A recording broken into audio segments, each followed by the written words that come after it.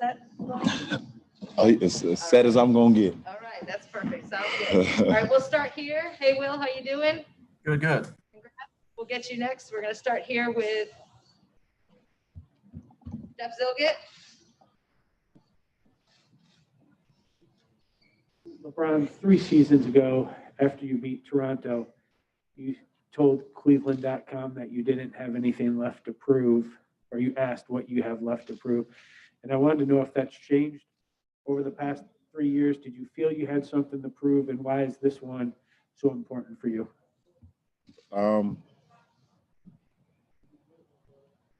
I think personally, thinking I had something to prove fuels me, and it fueled me over these last year and a half since my injury.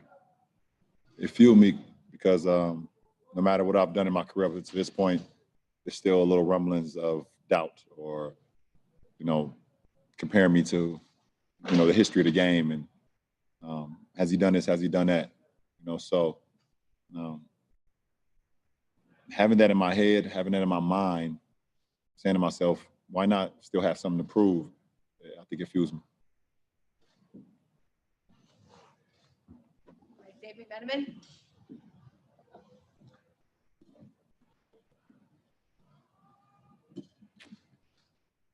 LeBron, all the circumstances surrounding this one, being in Orlando, having 4.5-month hiatus, away from family, everything going on in the country, how does that add context to this 4th ring versus the other 3? I think they're all special in their own right. They all have their obstacles, things that went on throughout the course of the year, both on and off the floor. But one is not less than the other. Because when you're able to put yourself in this position to be able to win a championship, the first thing you start to think about is how much work you've put in over the course of the year. How much you've sacrificed, how much you've dedicated to the game and to your craft.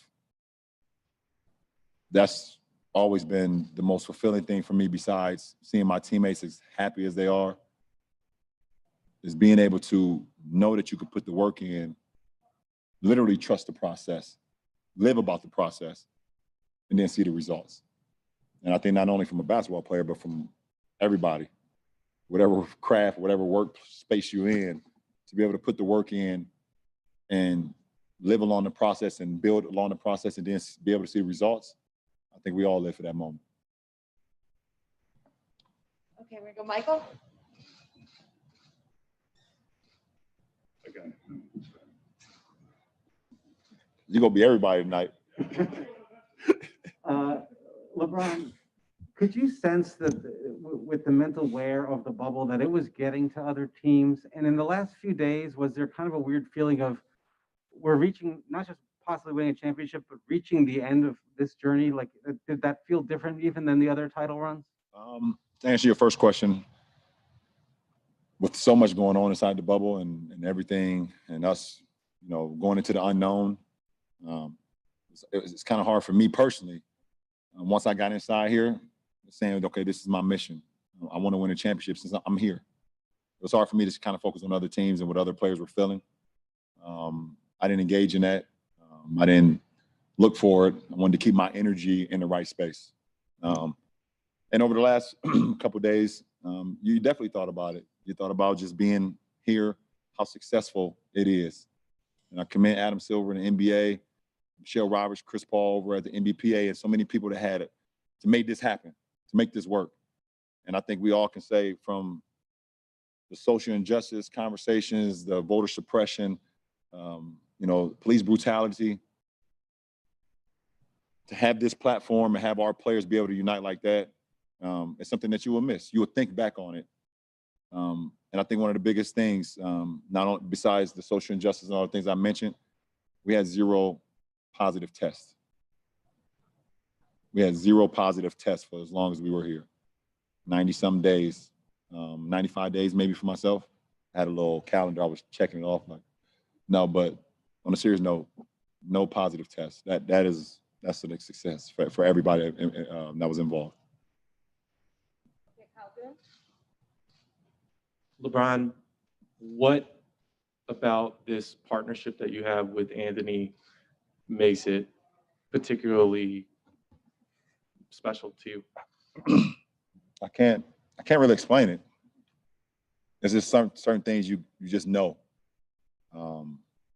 In any type of relationship, you kind of just feel, you just know that vibe. You have that respect. You have that drive, and sometimes you can't explain what links you with somebody, and then it's that organic. And sometimes you don't even try to explain it.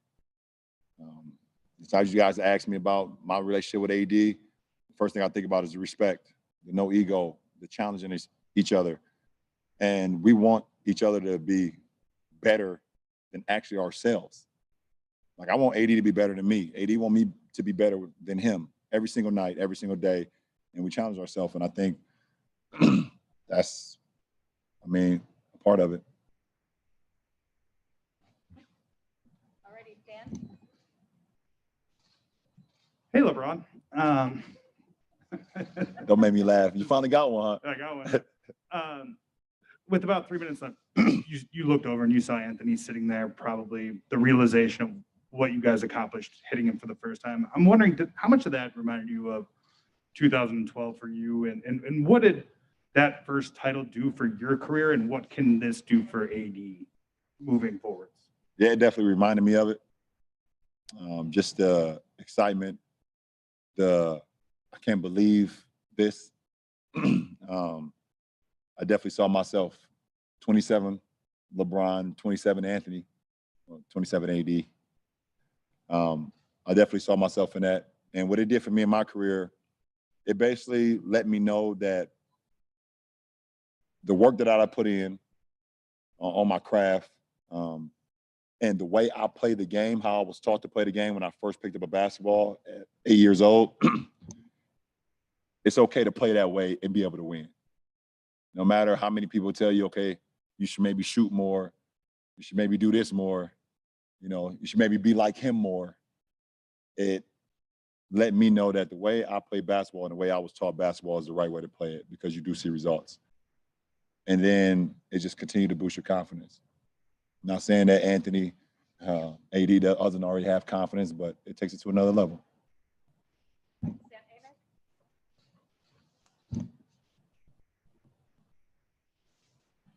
Brian, you talk about how you can't focus on other teams and their bubble experience, but for you, outside looking in, it seemed like you were locked in from the beginning of the entire journey to now. But I got to imagine you had your days off the court when it comes to the personal sacrifice, when it comes to keeping this group together. Is that the case? Were there ups and downs? And as far as this celebration, I know it's different, but y'all are having fun. How different is just the championship feeling? To answer your first question, absolutely. I think you wouldn't be human if you didn't have ups and downs in the bubble. Times I was questioning myself, should I be here? Is this worth sacrificing my family? So many things. I've never been without my family this long. And missing the days of my daughter being in kindergarten, even though it's through Zoom. It's her first year of kindergarten. Missing my son's 16th birthday, which we all know is a big birthday if you have kids. And seeing my middle child continue to grow and be who he is. And first of all, big time shout out to the late, great Steve Jobs. Because without him, throughout this journey and without his vision, those FaceTime calls wouldn't be possible.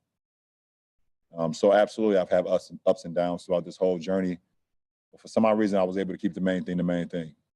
And all the stuff that I talked about that I missed, they understood that too. So it made it a lot easier for me. To answer your second question, it don't matter where it is. If you win a championship, bubble, Miami, Golden State, it doesn't matter. When you get to this point, it's one of the greatest feelings in the world for a basketball player, to be able to win at the highest level.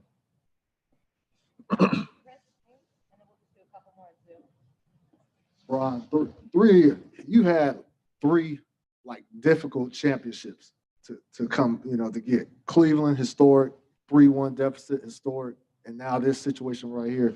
When you look at all those three in particular, what are some similarities with just how difficult it was, or does anyone, or particularly this one, does it stand out from any of those other two?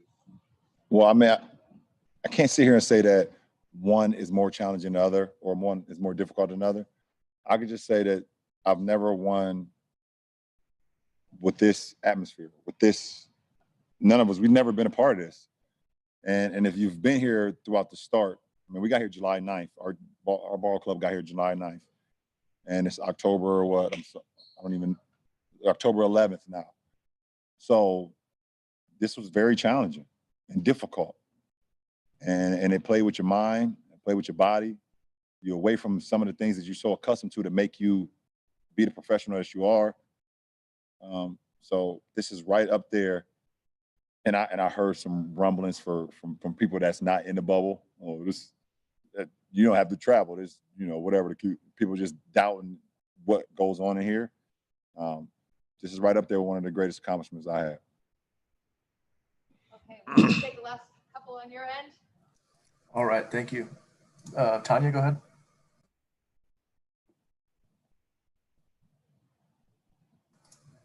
Tanya? She fell asleep.